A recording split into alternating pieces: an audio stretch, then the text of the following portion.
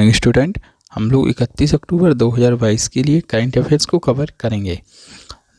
तो हमारा पहला क्वेश्चन है वर्ल्ड सोराइसिस डे, यानी कि जिसे बोला जाता है विश्व सोराइसिस दिवस किस तिथि को मनाया जाता है। इसको किस तिथि को मनाया जाता है? तो इसको मनाया जाता है 29 अक्टूबर। ये सोराइसिस दिवस जो है ना, वो कब मनाया जाता है? 29 अक्टूबर को मनाया जाता है।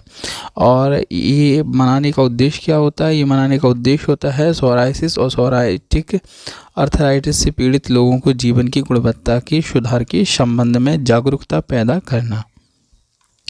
अगला क्वेश्चन है अंतर्राष्ट्रीय इंटरनेशनल दिवस कब किस तिथि को मनाया जाता है? तो ये जो मनाया जाता है ये भी 29 अक्टूबर को ही मनाया जाता है। यह दिन पहला इलेक्ट्रॉनिक संदेश भेजने का प्रतीक है, मतलब इस दिन को पहला इलेक्ट्रॉनिक संदेश भेजा गया था, इस वजह से तभी से ये यानी कि 1969 में एक कंप्यूटर से दूसरे कंप्यूटर में पहला इलेक्ट्रॉनिक संदेश भेजा गया था।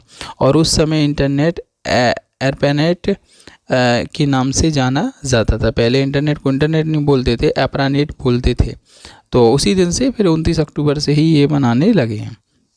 अगला क्वेश्चन है हाल ही में भारत और किस देश के बीच एयरफोर्स के संयुक्त युद्ध अभ्यास गरुण का आयोजन सूर्य नगरी जोधपुर में किया गया? तो कौन से देश के बीच में किया गया?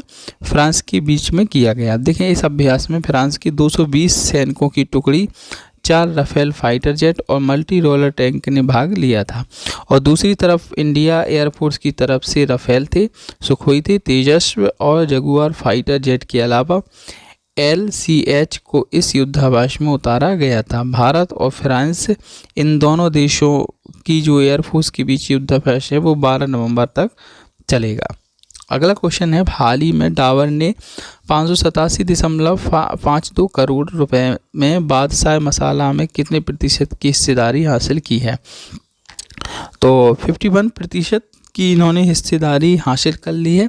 देखें, डाबर इंडिया जो कि एक देश की पुरानी FMCG कंपनी है और रोज़ ज़रूरतों के लिए यूज़ करने के लिए फूड प्रोडक्ट्स को ये बनाती है। और जल्द ही अब ये मसाला भी दस्तक देने वाली है, मसाला भी इसके आएंगे।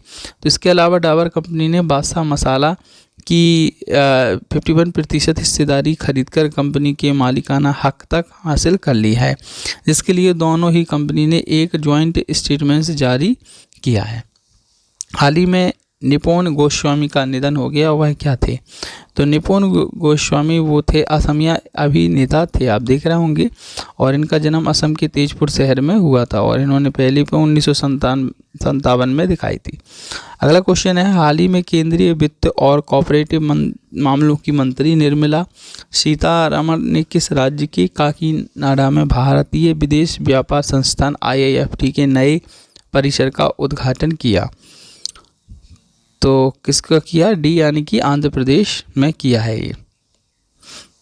अगला क्वेश्चन है 31 अक्टूबर को समाप्त 31 अक्टूबर को समाप्त हफ्ते में भारत का विदेशी मुद्रा भंडार $3.847 बिलियन घटकर कितना हो गया? तो घटकर कितना हो गया है? $524.52 बिलियन हो गया। और यह जुलाई 2020 के बाद सबसे न्यूनतम स्तर है पिछले 2 सालों में। हाल ही में कहां पर भारत का पहला स्वदेशी ओवर हॉशर मैग्नेटोमीटर स्थापित किया गया? तो ये कहां पे किया गया? अलीबाग चुंबकीय वेधशाला महाराष्ट्र में किया गया है। अगला क्वेश्चन है हाल ही में किस राज्य में किसानों के लिए एक साझा क्रेडिट पोर्टल सफल की शुरुआत की गई है?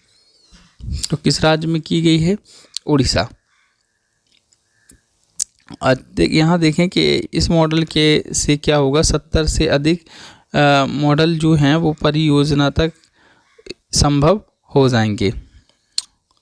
और मुख्यमंत्री जी ने पोर्टल की शुरुआत करते हुए यह भी कहा कि यह सुविधा किसानों और कृषि उद्यमियों को 40 से अधिक बैंकों के 300 से अधिक समाधि ऋण उत्पादों तक पहुंचने में सक्षम बनाएगी, यानी कि किसान कृषि से ये संबंधित योजना है।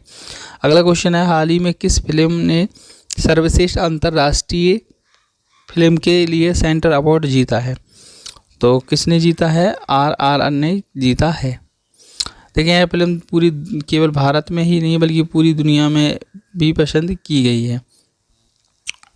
तो ये आज के कुछ इम्पोर्टेंट करंट अफेयर्स थे, और चैनल को सपोर्ट कीजिएगा, शेयर लाइक भी कीजिएगा।